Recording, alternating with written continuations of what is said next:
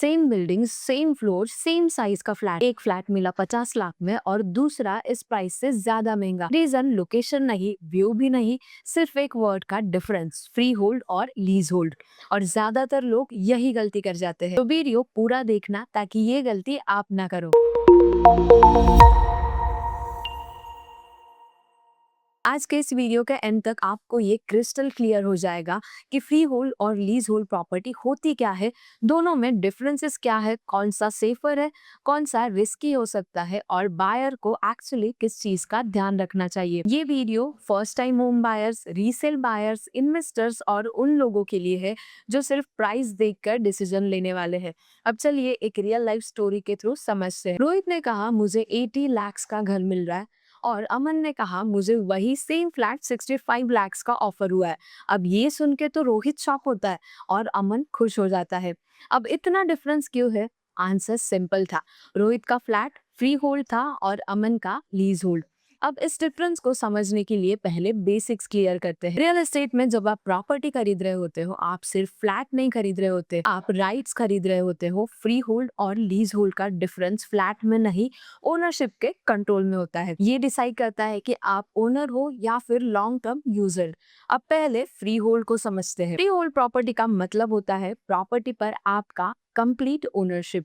Land plus building दोनों आपके नाम पर होते हैं। आप बेच सकते हो, रेंट पर दे सकते हो, गिफ्ट भी कर सकते हो, विल बना सकते हो, किसी की भी परमिशन के बिना। सोसाइटी रूल्स अलग चीज होती है, लेकिन ओनरशिप आपकी ही होती है। रोहित का फ्लैट फ्री होल्ड था, इसलिए उसका प्राइस ज्यादा था, लेकिन कंट्रोल भी पूरा था।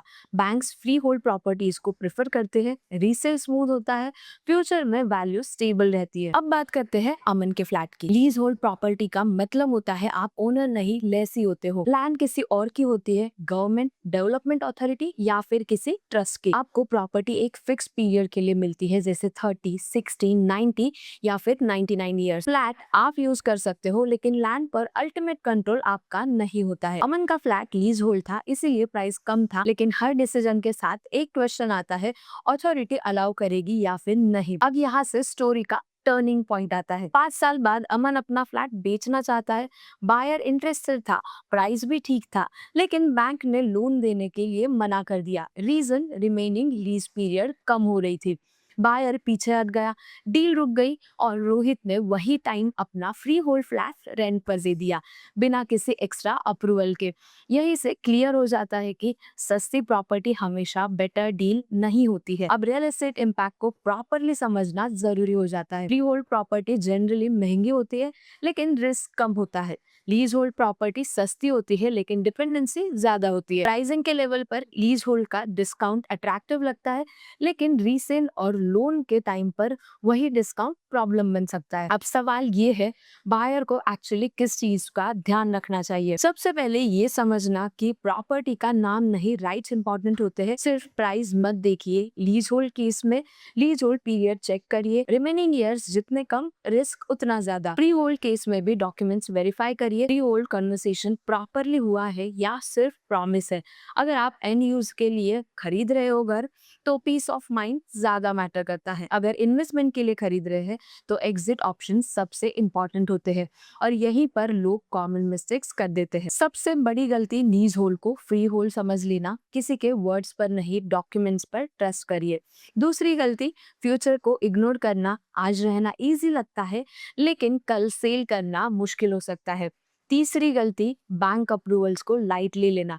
बैंक का लोन मिलना एक स्ट्रॉन्ग सिग्नल होता है कि प्रॉपर्टी सेफ है। रोहित और अमन दोनों ने घर लिया, एक ने कंट्रोल खरीदा, दूसरे ने अफोर्डेबिलिटी। दोनों गलत नहीं थे, लेकिन दोनों के गोल्स अलग अलग। स्मार्ट बायर वही होता है जो पहले ये डिसाइड करे कि मुझे चाहिए क्या। फ्री होल्ड प्रॉपर्टी का मतलब है कंप्लीट ओनरशिप और लॉन्ग टर्म सिक्योरिटी।